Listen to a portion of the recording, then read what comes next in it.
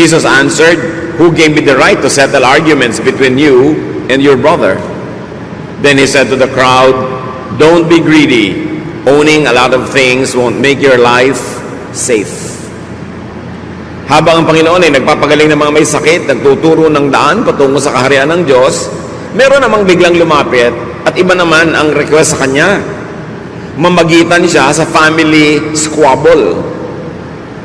Nagkakagalit ang dalawang magkapatid o ang magkakapatid tungkol sa mana nila sa kanilang yumaong magulang. At sabi niya kay Jesus, "Pwede bang mamagitan kayo at sabihin niyo sa kapatid ko na ibigay sa akin ang tamang mana na para sa akin?" At sabi naman ng Panginoon, sino naman ang nagsabing dapat akong maging hukom sa mga kaso ninyo ng mga ganyan? Bakit kailangan niya akong isangkot? At sinabihan niya ang lahat, kasama na rin yung nag-request na siya ay makialam sa hatian ng mana, huwag kayong maging mga sakim. Ang pagmamayari ng maraming bagay ay hindi nagbibigay ng katiyakan, ng kaligtasan, ng katiwasayan sa inyong buhay. So the man wanted to bring Jesus' spiritual ministry down to worldly and materialistic levels.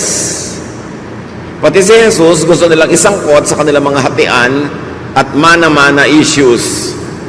Alam nyo, kahit ngayon mga kapatid, merong mga taga-church, lalapit sa pastor para tulungan silang mangolekta ng mga pautang. O kaya lalapit sa pastor para tulungan silang mangutang na hindi naman dapat ginagawa dahil hindi naman yun dapat ang pinagagagawa ng mga spiritual leaders.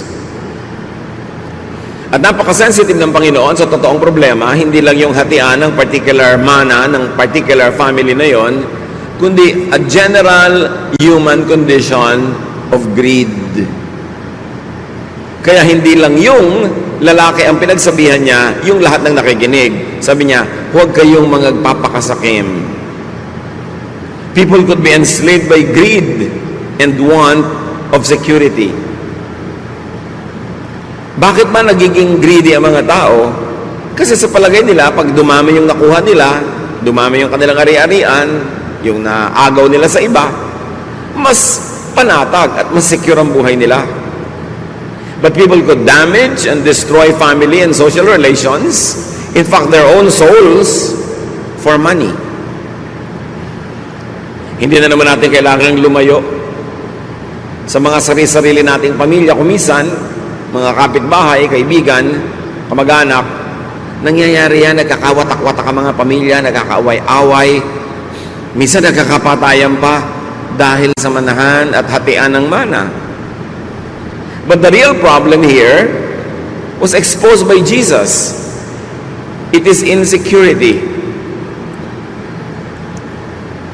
People become greedy because they think that they have to protect themselves so that they could be more secure. But the real problem is not only insecurity, but also ignorance on how to be secure. The problem is looking for the wrong solutions to insecurity, and that is by having more. Sometimes at the expense of being godly, at the expense of our relationships with people. The problem is looking for the wrong solutions in the wrong places. So the bigger problem of humanity is mistaken definition of what security and what wealth means.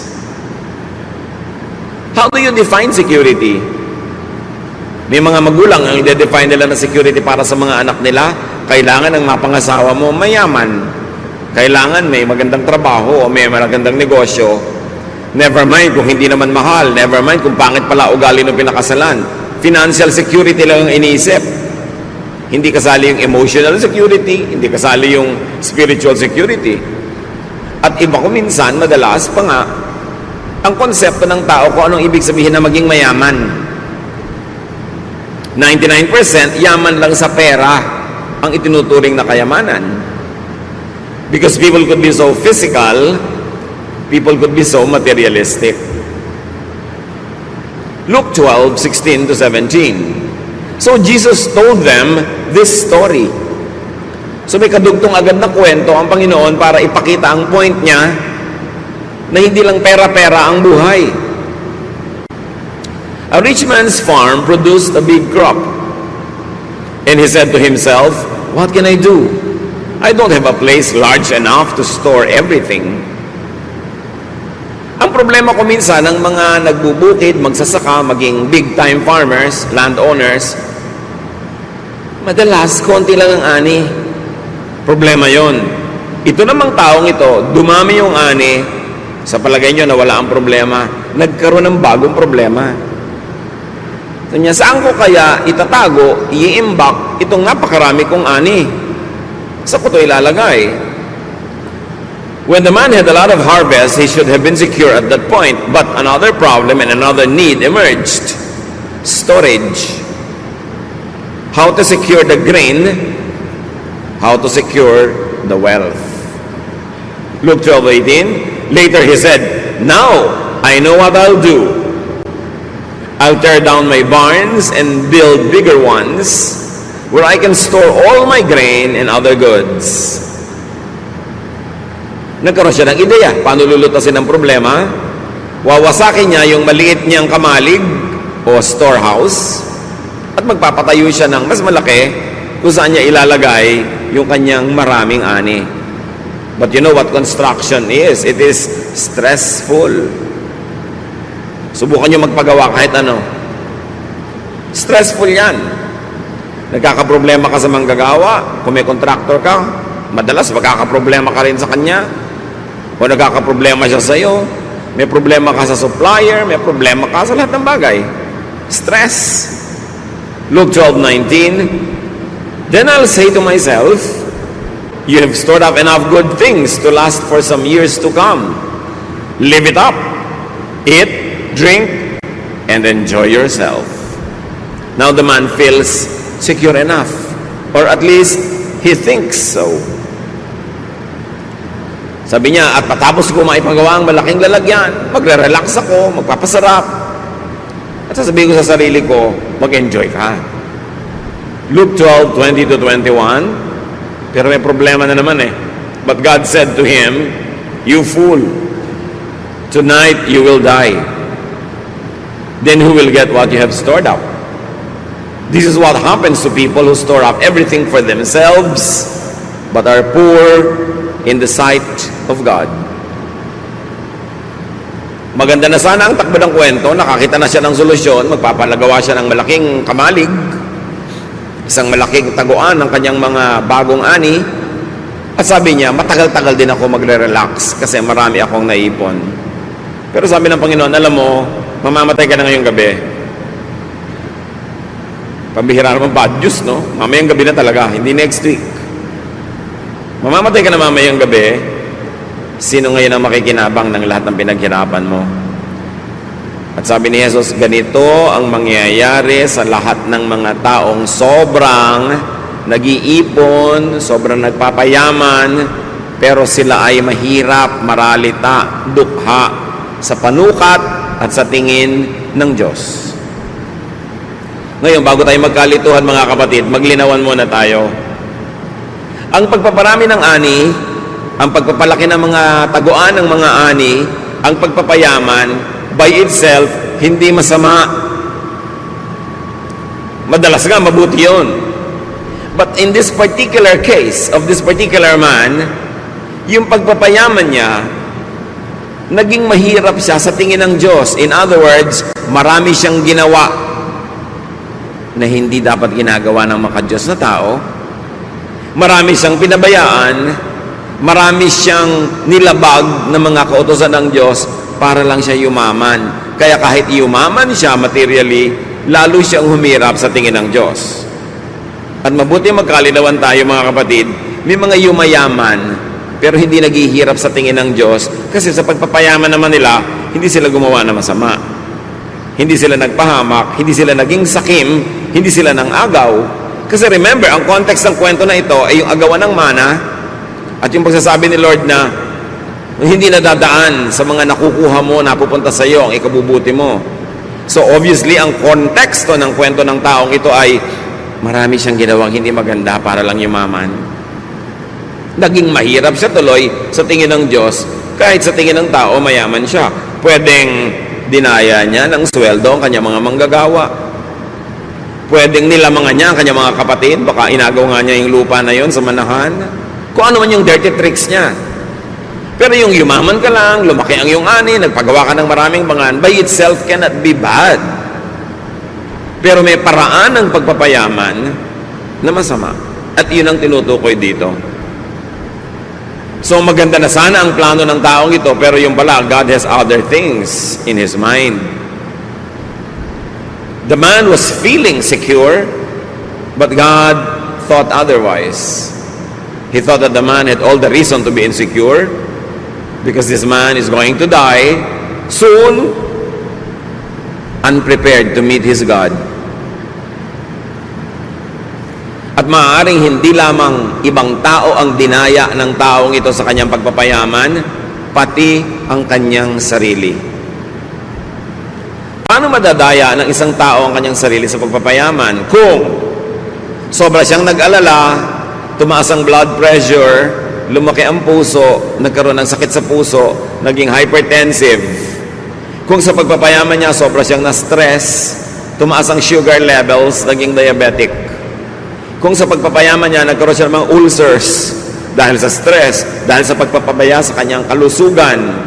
Kung sa pagpapayaman niya, maraming nagalit na pwedeng patayin siya mamayang gabi dahil galit sa kanya, nadaya niya ang kanyang sarili.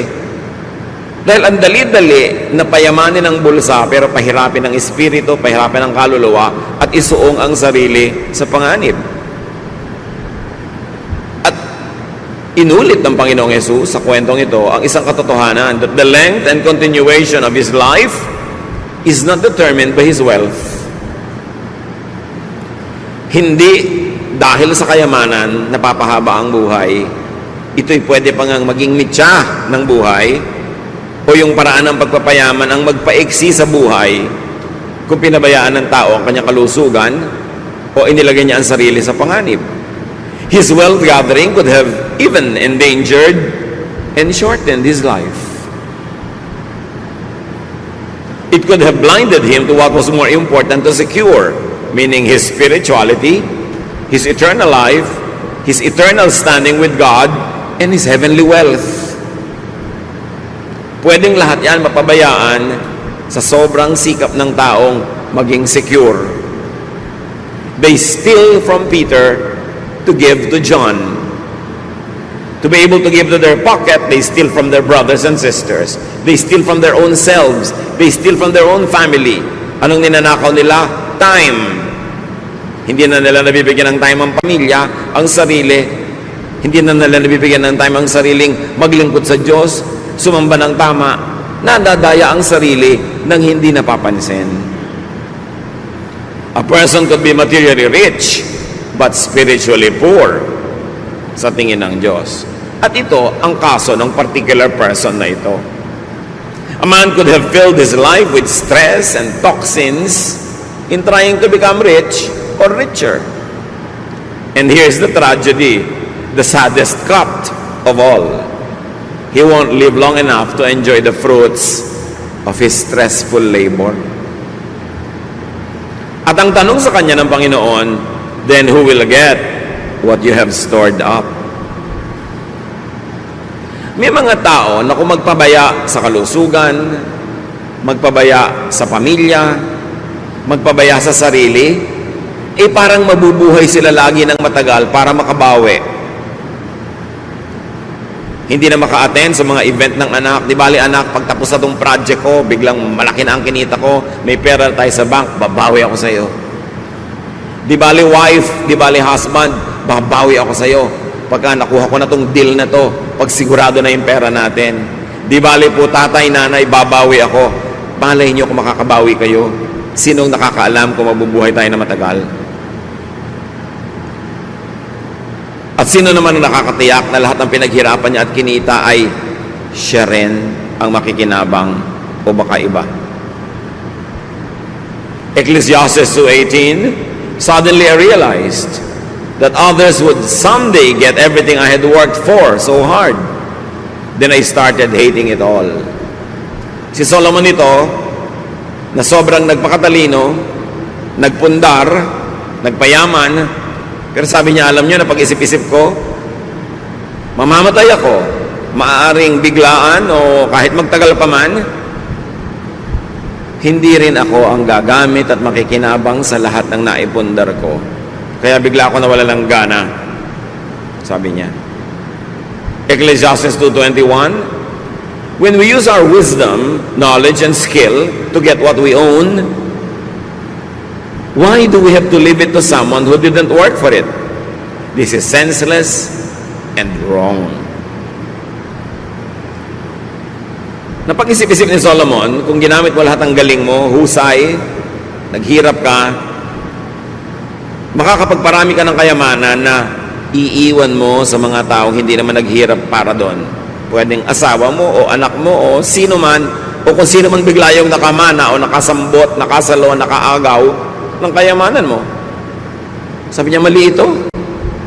So, alin ang mali? Yung iiwan mo ang kayamanan mo sa iba o sobra mong dayain ang sarili mo, kawawain ang sarili mo at yung kapwa mo para ka magkaroon ng maraming pera hindi mo naman kayang ubusin at iiwan mo rin sa iba. Maaaring hindi mo kayang ubusin sa dami o kaya hindi mo kayang ubusin kasi mamamatay ka na pala. Iba ang makikinabang. Immediately may lesson dito mga kapatid. Have a slice of life every day, even during the days that you work hard. Kahit kayo nasa gitna ng isang napakahalagang proyekto na pwede kayong sobrang yumaman, huwag ninyong i-hold ang lahat ng bagay. Birthday ng asawa, birthday ng anak, may pagtitipon, meron kayong dapat magkita-kita. Saka na, next year na ako babawi. Paano kayo nakatiyak na may next year? Kaya dapat araw-araw, linggo-linggo, buwan-buwan, iniaagaw yung kasiyahan, yung pag-enjoy, yung pagiging mabuti, maibigin, mapagmahal, thoughtful, laging isinisingit kahit busy-busy kayo na nagpapayaman at sinasabi nyo, di bale, matapos lang ito. Mag-enjoy na tayo. Eh kung yun nga, binawian ka bigla ng buhay o kaya sila ang binawian ng buhay.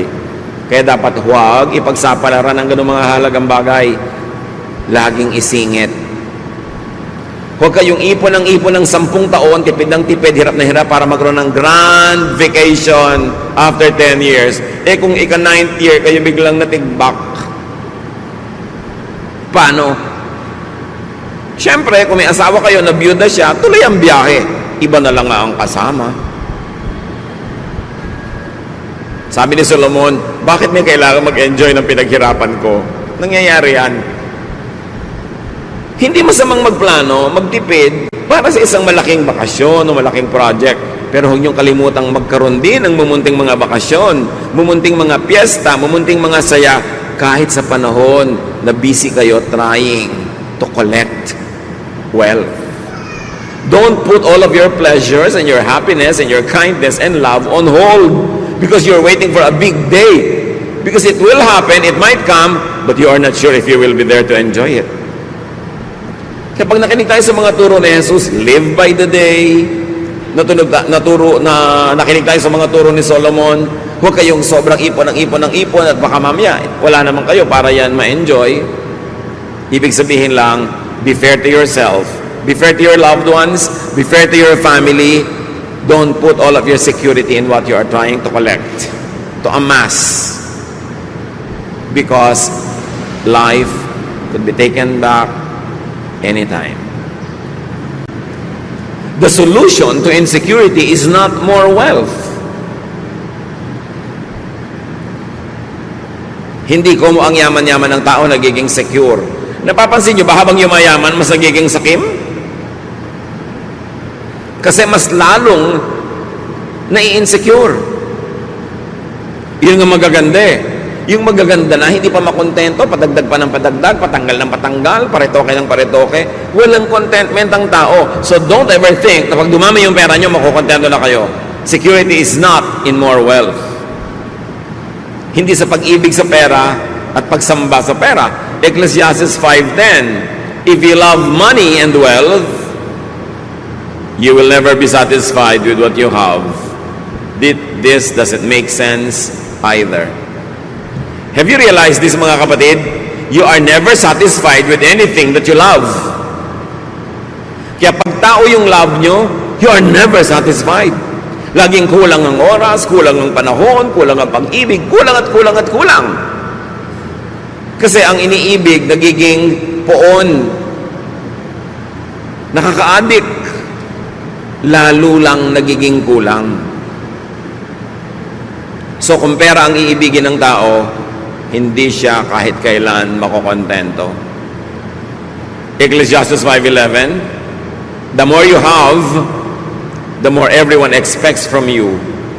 Your money won't do you any good. Others will just spend it for you.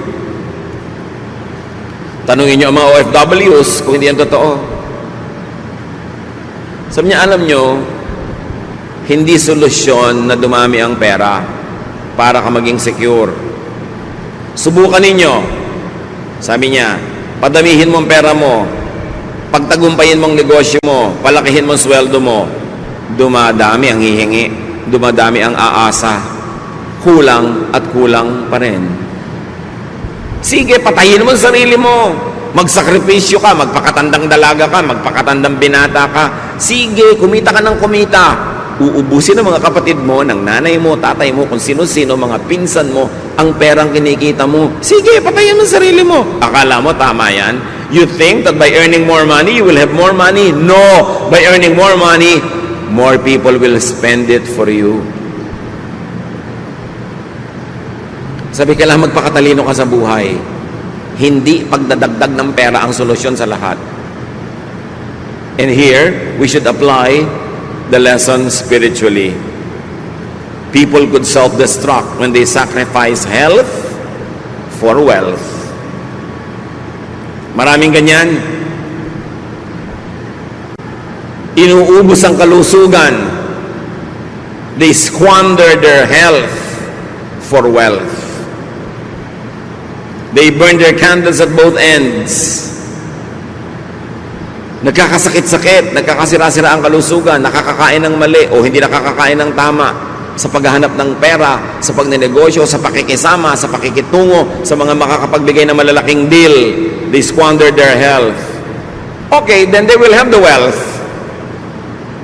Then they will have to squander all that wealth to get healthy again kasi nagkasakit na.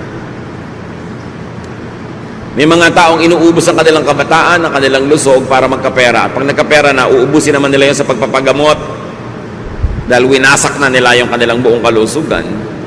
People could self-destruct when they sacrifice spirit for body. When they sacrifice peace and serenity for vexing materialism and worldliness.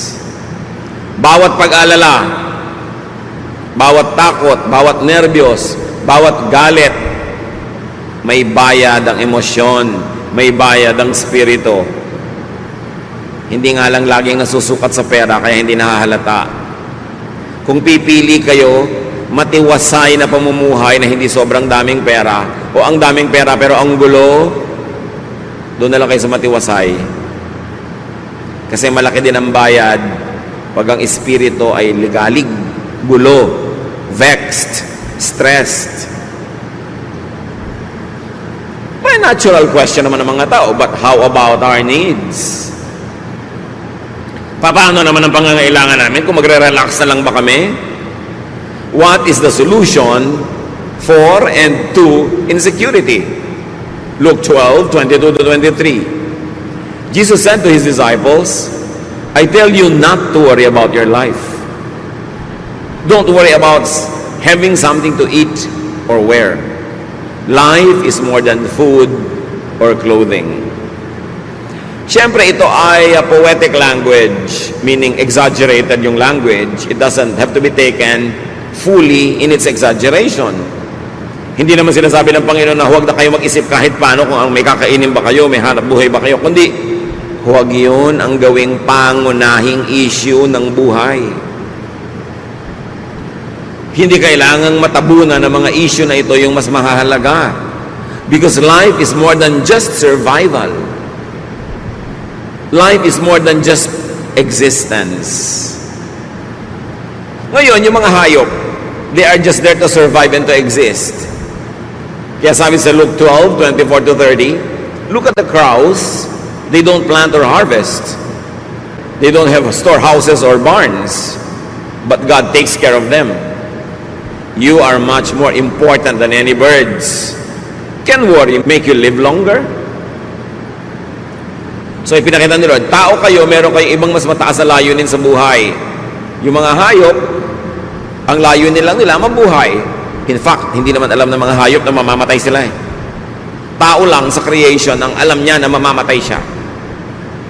Kaya sabi niya, tingnan mo yung mga hayop, hindi sila nag-aalala. Eh sila nga mga hayop, pero inaalagaan sila ng Diyos. Kayo pa kaya na mga tao?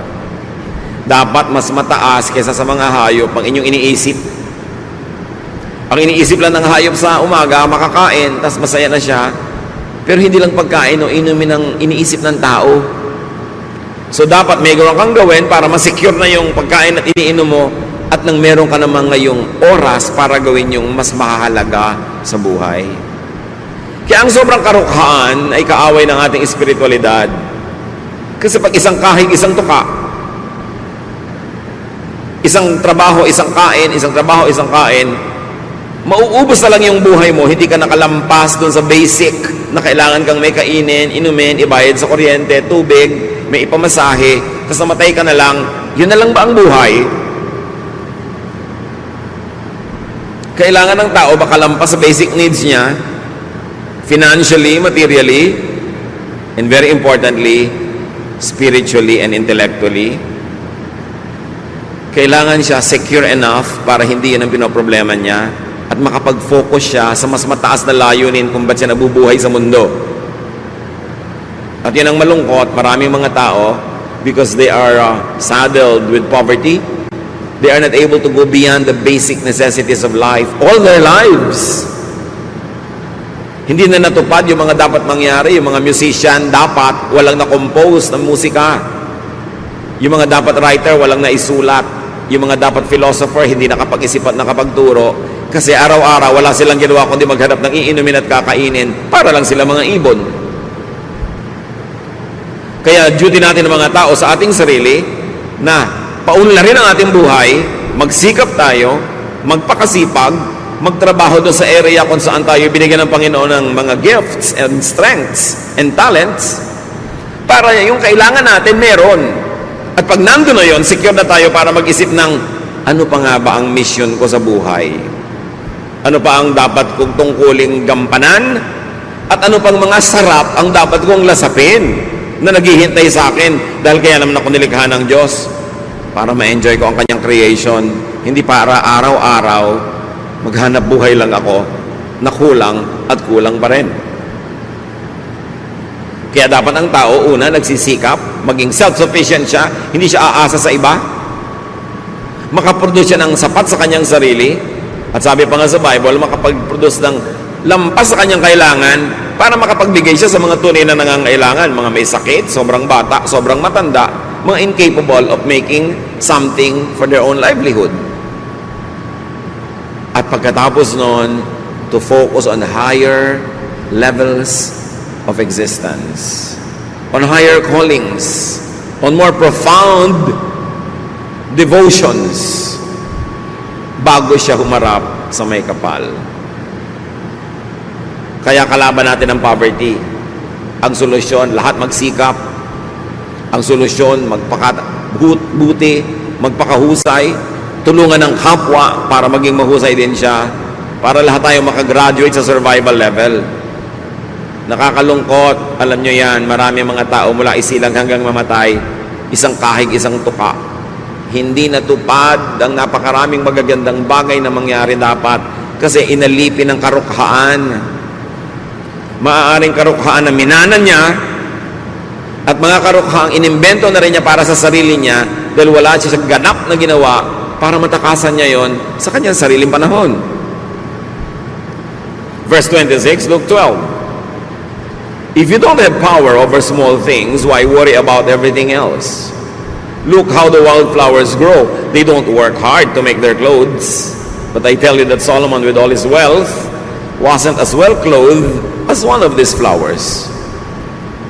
God gives us beauty to everything that grows in the fields, even though it is here today and thrown into a fire tomorrow, won't He do even more for you?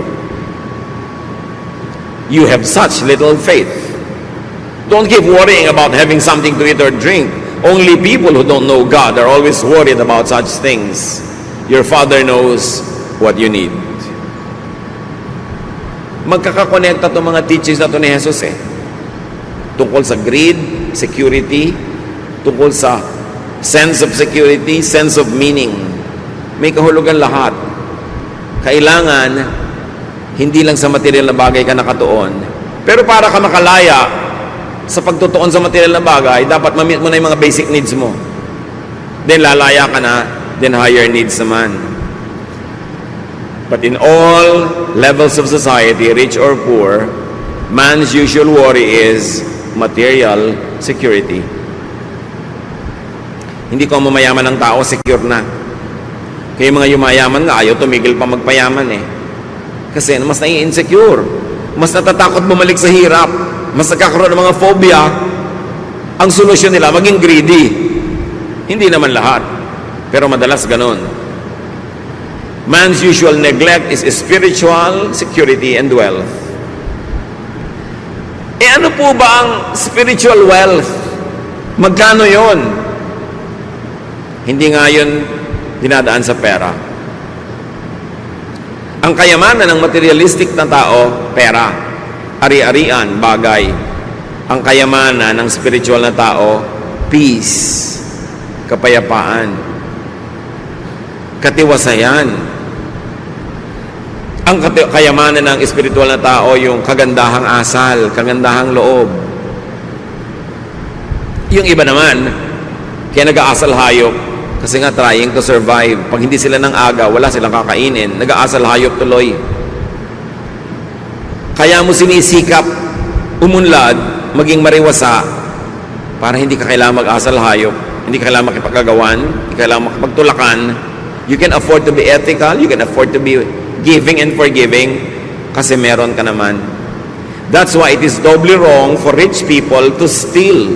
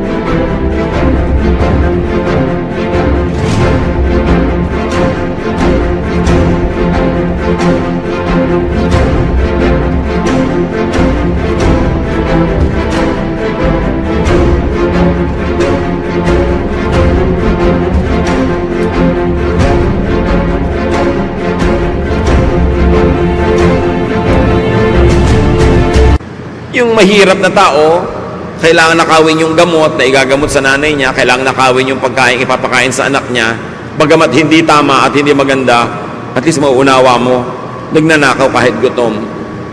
Yung bundat na nagnanakaw pa, anong pangunawa ang kailangan mo doon? Busog na busog nga, halos umaapaw na sa lalamunan yung kinakain niya, gusto pa kunin pa rin yung pagkain ng iba. Ang yaman na, patuloy pa rin sa pagnanakaw. That's doubly wrong.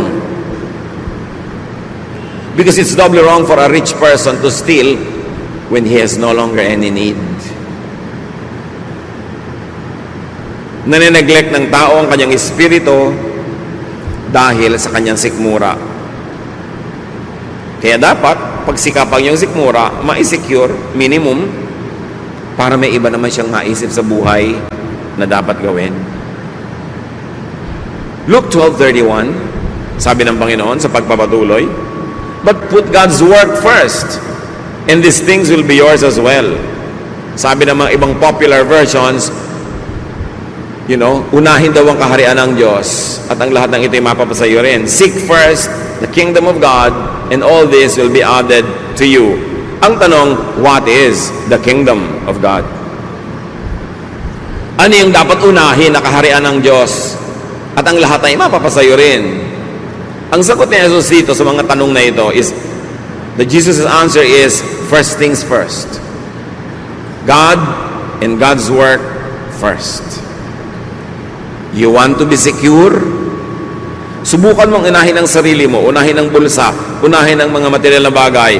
Hindi ka masya-secure kahit kailan, lalo ka lang magiging matakaw, magiging greedy, magiging needy. Kaya mga sobrang mahilig sa love and romance, laging nagiging needy and greedy and addict. Hindi nasasatisfy kahit kailan. Kasi mali ang pinaghahanapan ng security. Hahanap ka ng security sa kapwa mo tao lang, kapwa mo tao lang yan. Pwede yung magtaksil, pwede yung magkulang, o pwede yung biglang mamatay. Paano ka masisecure? Maghahanap ka ng security sa material things, so pwedeng nakawin ng iba, mabulok, mag-depreciate. Paano ka masisecure doon? Seek God first and His kingdom, and all this will be added unto you. And what is that? God's outward work through you. God's work, yun ang unahin. At isang meaning ng God's work is what God does through you. Through your service, through your ministry. Unahin mo yon, dahil pag inuuna mo yon, malalagay ka sa tamang landas, kasabay mo si Jesus, sinusundan mo ang Diyos, yun ang daan patungo sa security. God's work, defined for God's kingdom. But God's work is not only God's work through you. Hindi lang yung ikaw ay servant, hindi lang yung ikaw ay minister, hindi lang yung ikaw ay naglilingkod. God's work is also God's work inward in you. Dalawa ang gawain ng Panginoon. Gumawa through you, through your service, at gumawa in you. Yung nangyayari sa iyong kalooban, sa iyong espiritu, sa iyong kaluluwa, sa iyong pagkatao, maging sa iyong katawan. Unahin din yon. That is also seek first God's kingdom. Hayaan mong ang Panginoon ang magturo sa iyo, umakay, baguhin ang ating mga masasamang ugali, pagandahin yung magaganda ng mga ugali, lalo nang pagandahin pa yung makapaghari ang Espiritu ng Diyos sa ating puso na tayo nagkakaroon ng katahimikan, kapayapaan, contentment, godliness, joy. Unahin yon. So, in practical terms, meron ako ang laking kikitain dito, pero malalabag ang konsyensya ko, maguguluhan ng aking espiritualidad, masisira ang aking relasyon sa Diyos, masisira pati ang ministry ko sa Panginoon, di wag na lang. Yun ang ibig sabihin ng seek first His kingdom and His righteousness, and all this that you want will be added to you. It will be added later, not before. Meron akong ambisyon, pero kailangang makipagkalas ako sa mga taong mahalaga sa akin, lumayo ako sa mga mahal ko sa buhay, maligalig ako, malungkot ako. Seek first yung paghahari ng Diyos. Yung God's kingdom, hindi lang yun yung pupuntahan mo sa mga ulap-ulap pag namatay ka in the next life. God's kingdom is the kingdom of God inside your heart. Ang paghahari ng Diyos, hindi sa mga alapaap, kundi sa puso mo. Yun ang unahin. Kung sa maganda mong project, sa gagawin mong ambitious thing, kakailangan mong patalsikin si Jesus mula sa trono ng puso mo at iba ang iluklok mo doon dahil may project ka, unahin mo na lang ang paghahari ng Diyos sa iyo. Doon ka masesecure. Huwag kang magpapadaya na magiging secure ka sa pagpapaalis sa Diyos sa buhay mo para habulin mo yung mga gusto mo. Marami ka naman pwedeng habulin, nakasabay mo ang Diyos, tinutulungan ka pa niya, tinutulak ka pa sa paghahabol mo para ka mapabilis. Bakit ka maghahabol sa mga bagay na maglalayo sa iyo sa Diyos? Lalo ka lang may insecure. At ibalik natin sa pera yung usapan. Ba't mo na ipagbibili ang iyong kaluluwa para sa pera? What does it profit a man to gain the whole world and lose his soul to the devil? Ito ang mga bagay na nalilimot ng maraming tao ngayon. Sobra kasing secularized na mundo, sobrang materialistic. Basta pera na, kahit Diyos kakalimutan, kahit ang pagiging maka-Diyos, isa sa isang tabi, kahit ang kapayapaan, kahit ang kapayapaan sa pamilya, isa sa isang tabi, inuuna yung ganung uri ng security. In practical terms, marami ng mga kapatid nakakalungkot. Gusto nating unawain, pero yung may asawa dito, pupunta abroad, magpapakasal doon para maging citizen. Pagkatapos sa kalibutan na yung asawa dito, nagkawindang-windang na yung buhay nila, nagkagulo-gulo. Unahin mo na lang yung paghahari ng Diyos sa iyong buhay, yung mas payapa. Kahit hindi ganun kalaki ang naging oportunidad mo sa buhay, tahimik naman.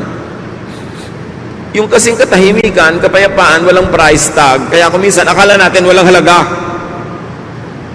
Ito, tandaan nyo, basta may price tag, mura yun. Kasi may price tag na may halaga. Ang mahalagang bagay, yung hindi nalalagyan ng price tag. Katahimikan ng loob, kapayapaan, tiwasay na konsyensya, masayang pang-araw-araw na pamumuhay kahit simple. Dapat yun ang inuuna. Yun ang turo ng Panginoon. Luke 12:32-33. My little group of disciples, don't be afraid. Your Father wants to give you the kingdom. Sell what you have and give the money to the poor. Make yourselves money bags that never wear out. Dramatic kasi ang mga contrasts, ang mga paghahambing ng Panginoon, kaya madalas pwedeng pagkamalian ang pagbabasa. Hindi siya kontra na magkaroon ka ng pera, hindi siya kontra na yumaman ka, pero kontra siya sa pagkakaroon ng pera, pagyaman na ang kapalit ay nawawala ang paghahari sa iyo ng Diyos. Pero kung pwede mong pagsamahin sa isang masayang pagsasama, then hindi na masama. Sabi niya, alam niyo mga mumunti kong mga estudyante, huwag kayong kabahan, huwag kayong nervyusin, huwag kayong matakot. Gustong-gusto ng Ama sa Langit na ibigay sa inyo ang kaharian niya. Hindi niya gustong ipagkait, kakampi niyo ang Diyos. Gusto niya kayong guminhawa, gusto niya kayong sumaya, pero unahin niyo yung paghahari niya. Pag binaligtad niyo, ang pinaghari niyo sa sarili niyo ay kasakiman. Ang pinaghari niyo sa sarili niyong puso ay masasamang espiritu, kasamaan, dahil gusto niyo lang magkapera, dahil yung kasi pagkakapera ay iniisip niyo magpapasaya. Yun ang kabiguan. Ang gawin ninyong mga savings, hindi lang savings ng pera, savings ng spiritual wealth. Huwag niyong kalimutan na bagamat kayo'y lupa, espiritu rin kayo. Huwag niyong itapon yung lahat ng espiritu para lang sa lupa. Nasasandali lang ang buhay dito sa mundong ito. Huwag malito.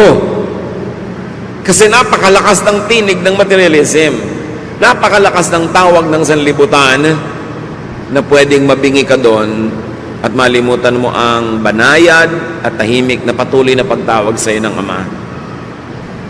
Jesus emphasizes, make deposits in the heavenly, in the permanent, in the eternal bank. Make your spirit rich first. Make your spirit rich instead, kung kailangang mamili. And this is the kingdom of God inside you.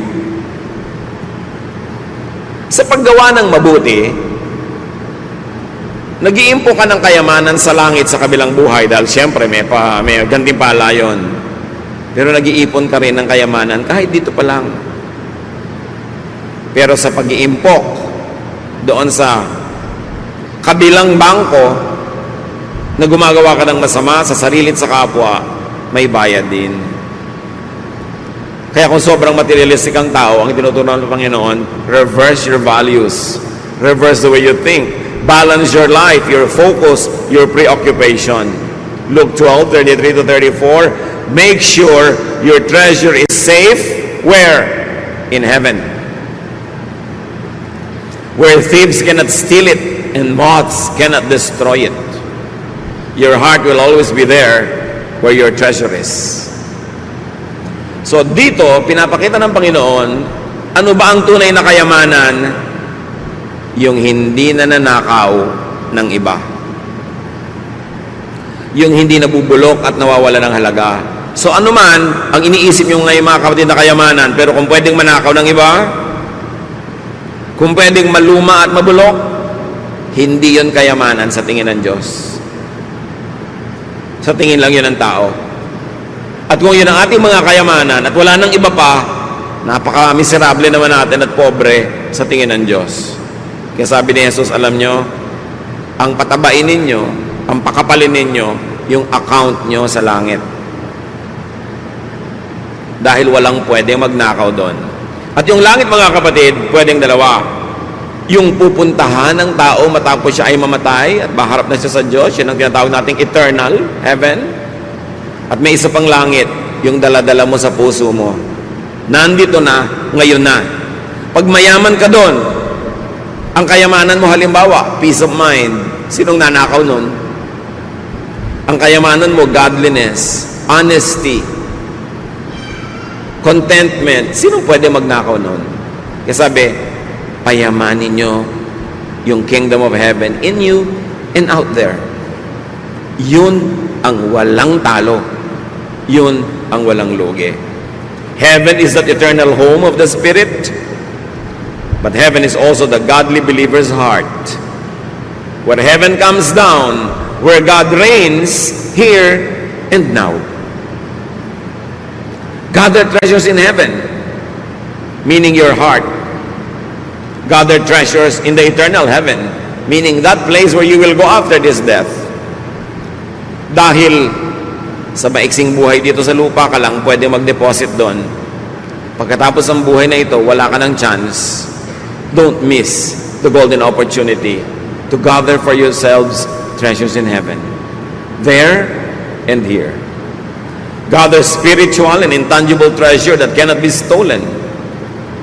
That is the solution to insecurity. Kasi ang tanong, paano ko masesecure? Lahat ng mga iniipon ko na nanakaw, naaagaw, di palitan mo kung anong iniipon mo. Yung hindi naaagaw, hindi na nanakaw, at dun ka palang magkakaroon ng kapayapaan. Hindi sasabing baliwalain mo ang iyong asawa na pwedeng manakaw o mamatay o maluma. Hindi ganon. Baliwalain mo ang iyong kotse o ang iyong bahay. Pero hindi sasabing no. Pero sinasabi lang, huwag yun ang gawin mong Diyos sa buhay mo. Gawin mo lang siyang dagdag, dekorasyon, icing, pero hindi siya ang cake. Ang tunay na cake, yung kayamanan mo sa langit at sa puso mo. Sabi niya, and all this will be added to you. Idadagdag din naman eh. Pero dagdag lang yun. Hindi yun ang main thing. Gather intangible treasure that will not depreciate. Like peace, contentment, restfulness of the spirit, goodness.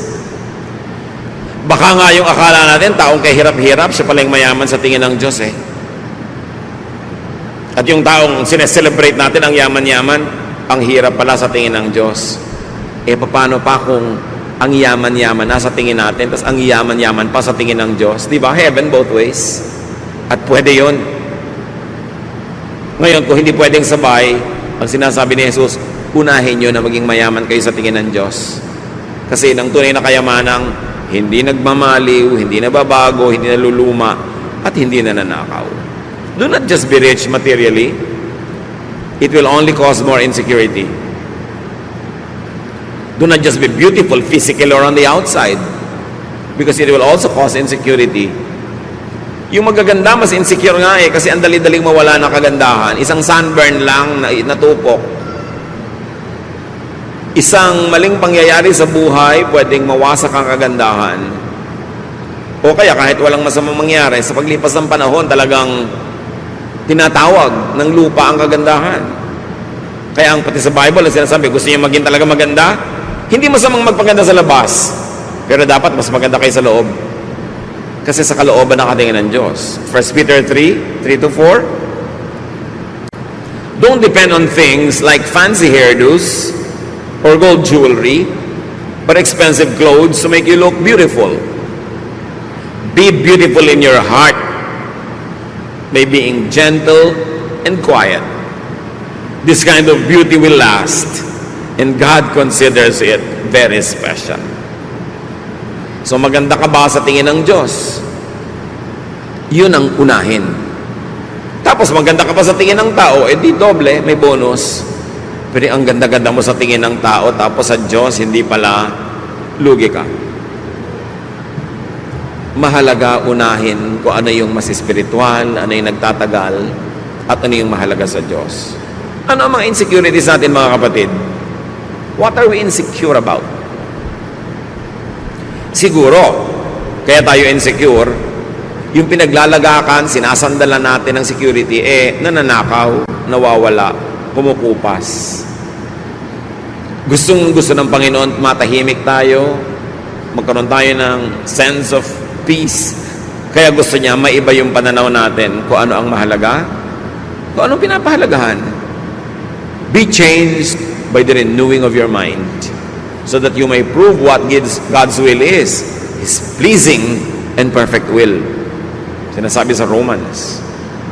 Kaya mahalaga, kung nai-insecure tayo, tanungin nyo, bakit ako na-insecure? Kasi yung kinakapitan ko, yung hinahabol ko, hinahangad ko, iniingatan ko, nawawala, nananakaw. Hindi pala ito ang gusto ng Diyos na unahin ko. That's why you have to let go and hold on to things that are eternal and important. Dear God, we thank you for reminding us about what is truly important.